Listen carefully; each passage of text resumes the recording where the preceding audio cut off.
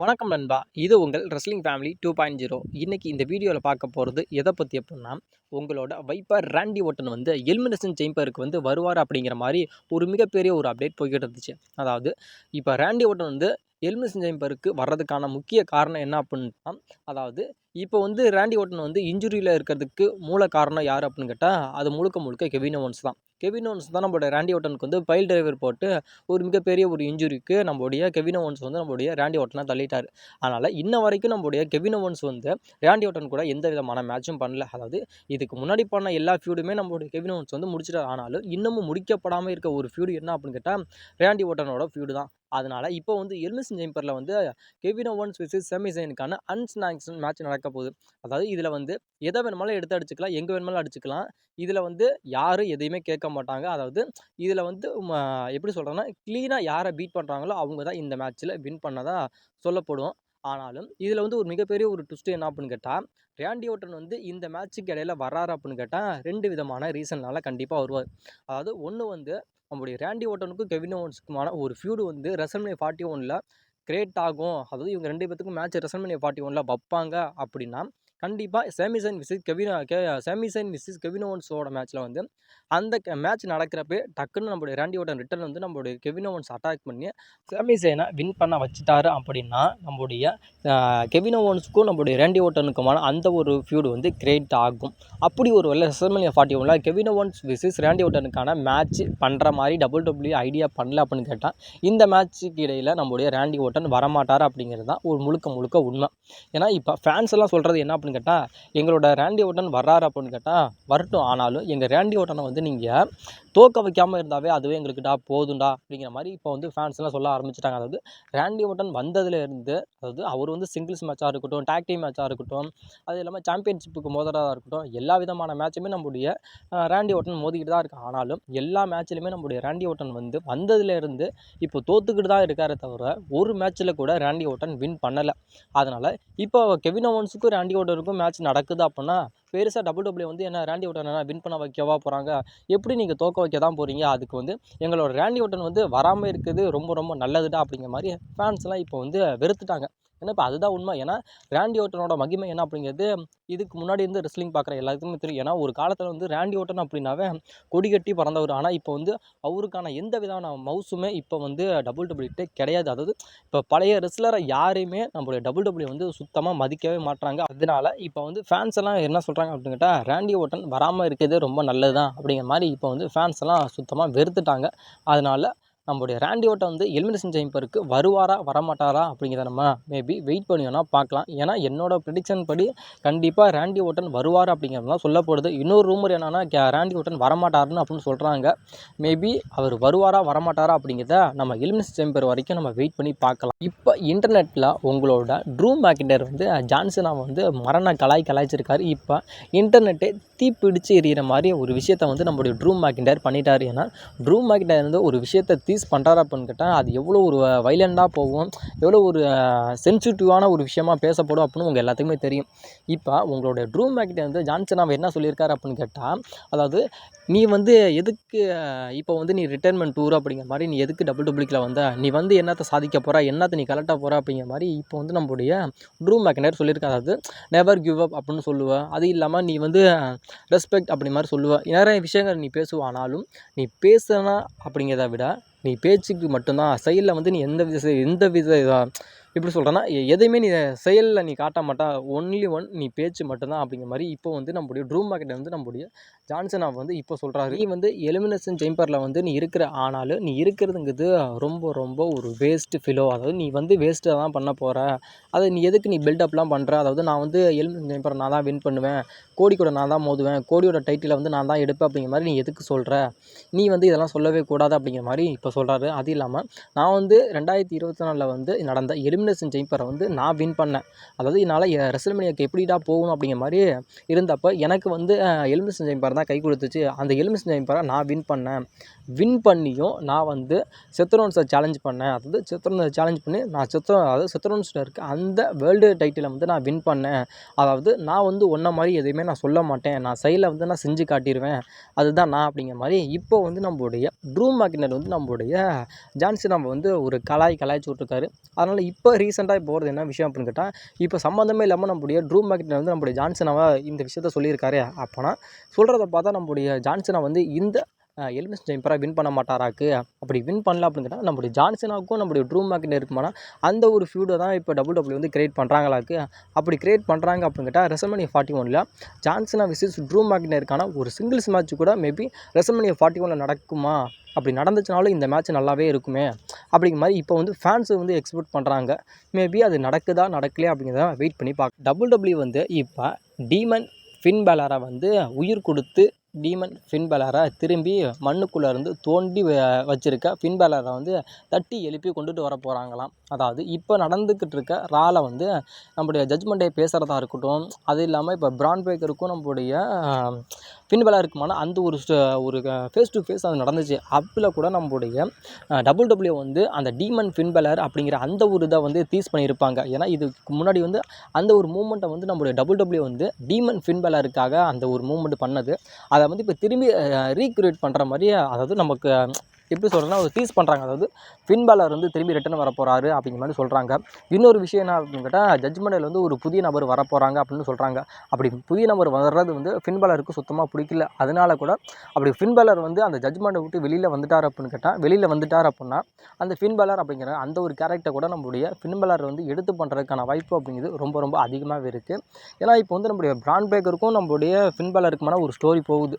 அந்த ஸ்டோரி போகுது அப்படின்னு கேட்டால் மேபி அந்த ஒரு ஸ்டோரி கன்ஃபார்ம் ஆயிடுச்சு. அதாவது சாம்பியன்ஷிப்புக்காக நம்மளுடைய ஃபின் பேலர் மோதுறாரு அப்படின்னு கேட்டால் முழுக்க நம்மளுடைய ஃபின் பேலர் வந்து அந்த டீமன் ஃபின் பேலரோட அந்த ஒரு கேரக்டரில் தான் வருவார் அப்படிங்கிற மாதிரி சொல்லப்படுது. ஏன்னா இந்த டீமன் ஃபின் பேலர் அப்படிங்கிற அந்த ஒரு கேரக்டர் வந்து எவ்வளோ ஒரு பாப்புலரான ஒரு கேரக்டர் அப்படின்னு உங்கள் எல்லாருமே தெரியும். ஆனாலும் அதை வந்து நம்மளுடைய WWE வேஸ்ட் பண்ணிட்டாங்க.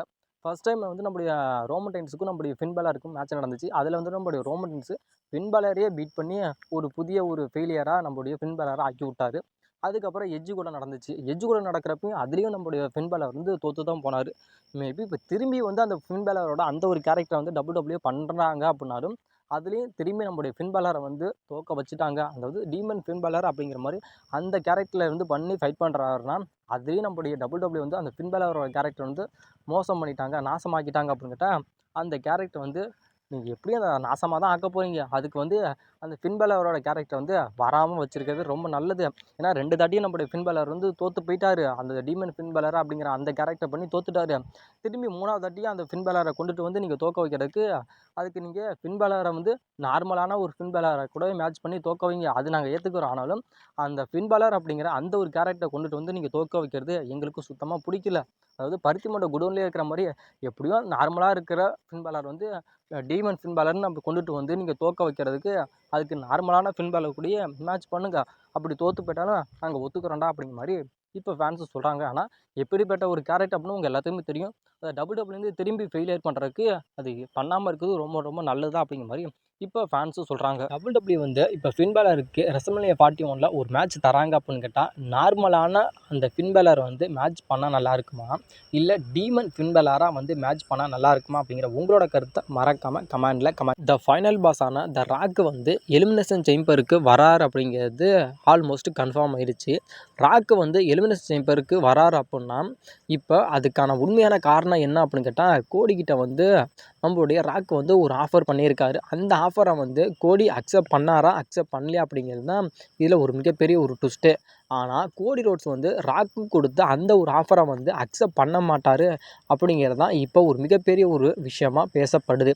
எதனால் வந்து கோடி வந்து நம்மளுடைய ராக்கு சொன்ன அந்த ஒரு ஆஃபரை வந்து அக்செப்ட் பண்ண மாட்டார் அப்படின்னு கேட்டால், கோடி வந்து முழுக்க ஃபேன்ஸோட ஒரு மிகப்பெரிய ஒரு செல்ல பிள்ளையாக இருக்கார். அதாவது ஃபேன்ஸ் தான் இவரை வந்து இந்த அளவுக்கு வந்து ஹைப்னஸ் கொடுத்தது யாருன்னு கேட்டால் முழுக்க முழுக்க ஃபேன்ஸ் தான். அது இல்லாமல் நம்முடைய கோடி வந்து கிட்ஸுக்கும் சரி அதிகமாக பிடிக்கும். அதே மாதிரி ஃபேன்ஸுக்கும் அதிகமாக பிடிக்கும். அதில் இருக்க மாதிரி சக ரெஸ்லர்ஸுக்குமே நம்முடைய ராக்கை வந்து முழுக்க முழுக்க பிடிக்கும். ஆனால் ஒருவேளை நம்முடைய இது எல்லாத்தையுமே விட்டுட்டு, அதாவது நீங்கள் யாருமே எனக்கு வேணாம், கோடி கொடுத்தா அதாவது ராக்கு கொடுத்தா அந்த ஒரு ஆஃபர் தான் எனக்கு முக்கியம் அப்படிங்கிற மாதிரி நம்முடைய ராக்கு கூட வந்து நம்முடைய கோடி வந்துட்டார் அப்படின்னு கேட்டால் ஃபேன்ஸ் எல்லாம் நம்முடைய கோடியை வந்து கழுவி ஊற்றிடுவாங்க. அதனால் நம்மளுடைய கோடி வந்து நம்முடைய ராக்கு கொடுத்த அந்த ஒரு ஆஃபரை வந்து அக்செப்ட் பண்ண மாட்டார் அப்படிங்கிறது தான் இப்போ வந்து சொல்லப்படுது. ஏன்னா மேபி அதுதான் கரெக்டான ஒரு ஆன்சரும் கூட. அப்படி ஒரு வேளை ராக்கு கொடுத்த அந்த ஒரு ஆஃபரை வந்து நம்மளுடைய கோடி வந்து ரிஜெக்ட் பண்ணிட்டார் அப்படின்னு கேட்டால் நம்மளுடைய ராக்கு வந்து இன்னொரு விஷயத்த பண்ண போகிறார். அதாவது நம்முடைய கோடி வந்து நினச்சி பார்க்காத ஒரு விஷயத்த வந்து நம்மளுடைய ராக்கு வந்து செய்ய போகிறாரு அப்படிங்கிற மாதிரி இப்போ சொல்லப்படுது. என்ன அப்படி பண்ணுவார் அப்படின்னு கேட்டால், அதாவது இப்போ நடக்க போகிற அந்த எலிமினேஷன் சேம்பரை வந்து 7 அப்படிங்கிற மாதிரி அந்த ஒரு எலிமினேஷன் சேம்பராக மாற்ற போகிறார். அது 2017 நடந்த, அதாவது 7 பேர் கொண்ட எலிமினேஷன் சேம்பர் அப்படிங்கிற மாதிரி நடந்துச்சு. அதில் வந்து நம்முடைய ராக்கோட பவரை யூஸ் பண்ணி ராக்கு கூட அந்த எலிமினேஷன் சேம்பரில் வந்து 7வது ஆளாக நம்முடைய ராக்கே வரலாம். மேபி ராக்கு வரான்னா அந்த எலிமினேஷன் சேம்பரை வந்து நம்முடைய ராக்கு கூட வின் பண்ணலாம். அப்படி வின் பண்ணுறா அப்படின்னா நம்முடைய கோடியை சேலஞ்ச் பண்ணலாம். அதாவது நான் எவ்வளோ பெரிய ஆள், நான் வந்து WWE வந்து போர்ட் ஆஃப் டைரக்டரில் இருக்கேன், நான் எவ்வளோ ஒரு பொசிஷனில் இருக்கேன், அதாவது நான் எல்லாத்தையும் நான் விட்டுட்டு வந்து நான் உனக்காக வந்து நான் உனக்கு ஹெல்ப் பண்ணலாம் அப்படிங்கிற மாதிரி பண்ணால், நீ வந்து ஃபேன்ஸ் தான் முக்கியம், இவங்க தான் முக்கியம் அப்படிங்கிற மாதிரி நீ வந்து அவங்க பின்னாடி போகிற, உன்னோட கொட்டத்தெல்லாம் நான் அடக்கிறேன், உன்னோட சாம்பியனை வந்து நான் பிடுங்குறேன்டா அப்படிங்கிற மாதிரி நம்மளுடைய ராக்கு வந்து நம்மளுடைய கோடியை சேலஞ்ச் பண்ணுறார். அப்படின்னா கோடி ரோட்ஸ் விசஸ் ராக்குக்கான அந்த டைட்டில் மேட்ச் வந்து WrestleMania 41 மேபி நடக்கிறதுக்கான வாய்ப்பு அப்படிங்கிறது ரொம்ப ரொம்ப அதிகமாகவே இருக்குது.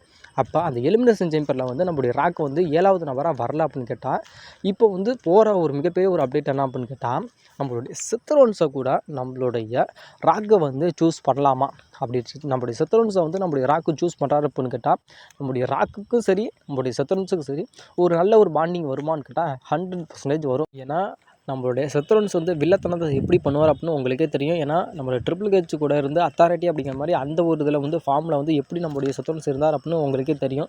அது இல்லாமல் இப்போ நடந்து முடிஞ்ச ஸ்மாக்டவுனில் கூட நம்மளுடைய கோடிக்கும் நம்மளுடைய செத்ரோன்ஸுமான ஒரு ஃபியூட் போனப்போ நம்மளோட செத்ரோன்ஸ் கூட சொல்லியிருப்பா, அதாவது நான் வந்து பாஸ்ட்டில் வந்து நிறைய தப்பு பண்ணிட்டேன், இனி வந்து இப்போ அந்த தப்பெல்லாம் பண்ணாத அப்படிங்கிற மாதிரி நம்மளுடைய செத்ரோன்ஸ் சொல்ல. அதாவது அதுக்கு வந்து நம்மளுடைய கோடி என்ன சொன்னார் அப்படின்னு கேட்டால், எனக்கு வந்து இதெல்லாம் நீ சொல்ல தேவையில்ல, நீ வந்து எவ்வளோ தப்பு பண்ண அப்படின்னு உனக்கே தெரியும், அந்த தப்பை நான் திரும்பி நான் பண்ண மாட்டேன்டா.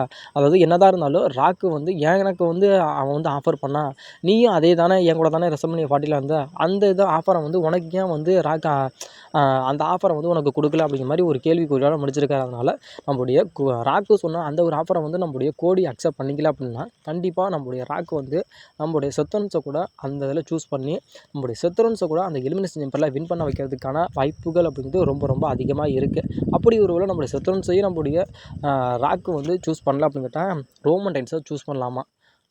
ரோமன் ரெயின்ஸை வந்து சூஸ் பண்ணுவார் அப்படிங்கிற மாதிரி தான் இப்போ இன்டர்நெட்டில் அதிகமாக சொல்லப்படுது. ரோமன் ரெயின்ஸை வந்து நம்மளுடைய ராக்கு வந்து ரோமன் ரெயின்ஸுக்கு பின்னாடி இருந்து அவரோட பவரை யூஸ் பண்ணி எலிமினேஷன் சேம்பரில் ரோமன் ரெயின்ஸை 7வது நம்பரை கொண்டுட்டு வந்து நம்மளுடைய ரோமன் ரெயின்ஸ் வந்து அந்த எலிமினேஷன் சேம்பரை வின் பண்ண வச்சு நம்மளுடைய ரோமன் ரெயின்ஸை வந்து நம்மளுடைய கோடியோட அந்த ஒரு டைட்டிலை வந்து பிடுங்கலாம். அதாவது எங்கேருந்து பெறப்பட்டதோ அங்கேயே போகும் அப்படிங்கிற மாதிரி WrestleMania 40 வந்து ரோமன் ரெயின்ஸ்ட்டு வந்து அந்த டைட்டிலை வந்து நம்மளுடைய WWE வாங்கினாங்க, கோடி வாங்கினாரு. அதே டைட்டிலை வந்து WrestleMania 41 வந்து கோடி கிட்ட இருந்து நம்மளுடைய ரோமன் ரெயின்ஸ் வாங்க போகிறாரு. அதாவது அந்த டைட்டிலை வந்து ரோமன் ரெயின்ஸ் வந்து அந்த டைட்டிலை தோற்கறப்போ எவ்வளோ அந்த டைட்டில் வந்து தோற்கறப்ப யாரெல்லாம் கூட இருந்தாங்களோ, அதாவது தோற்க விட்டுட்டாங்களோ அவங்களே வந்து WrestleMania 41 அதே கோடி கிட்ட இருந்து அந்த டைட்டிலை வந்து வாங்குறதுக்கு நம்மளுடைய ராக்கு தான் திரும்பி இப்போ காரணமாக இருக்க போகிறாரு. ஏன்னா இப்போ ராக்கு வந்து அவரோட பவரை யூஸ் பண்ணி ரோமன் ரெயின்ஸை கூட அந்த எலிமினேஷன் சேம்பரில் 7வது நம்பராக கொண்டுட்டு வந்து நம்மளுடைய ரோமன் ரெயின்ஸை கூட வின் பண்ண வைக்கிறதுக்கான வாய்ப்புகள் ரொம்ப. மேபி இப்போ எலிமினேஷன் சேம்பருக்கு வந்து ராக்கு வந்து வரப்போகிறாரு. அப்படி ராக்கு வந்து நம்மளுடைய கோடிக்கிட்ட கேட்குறப்ப நம்மளுடைய கோடி வந்து என்ன பதிலை சொல்லுவார்? அதாவது ராக்கு கொடுத்த அந்த ஒரு ஆஃபரை வந்து நம்மளுடைய கோடி வந்து அக்செப்ட் பண்ணிக்குவாரா பண்ணிக்க மாட்டாரா? அப்படி அக்செப்ட் பண்ணிக்கல அப்படின்னு கேட்டால் நம்மளுடைய ராக்கு வந்து 7வது நம்பராக யாரை கொண்டுட்டு வந்து அந்த கேமை வந்து அப்படியே டோட்டலாக சேஞ்ச் பண்ணால் எப்படி இருக்கும்? அதே மாதிரி யாரை அந்த 7வது நம்பரை கொண்டுட்டு வந்தால் நல்லாயிருக்கும்? அதாவது செத்ரோன்ஸை வந்து கொண்டுட்டு வந்தால் நல்லாயிருக்கும், அதாவது செத்ரோன்ஸை வந்து அந்த எலிமினேஷன் சேம்பரை வின் பண்ண வச்சா நல்லா இருக்குமா, இல்லை ரோமன் ரெயின்ஸை 7வது நம்பராக கொண்டுட்டு வந்தால் நல்லா இருக்குமா அப்படிங்கிற உங்களோட கருத்துக்கள் என்ன அப்படிங்கிறது மறக்காமல் கமெண்ட் பண்ணுங்கள்.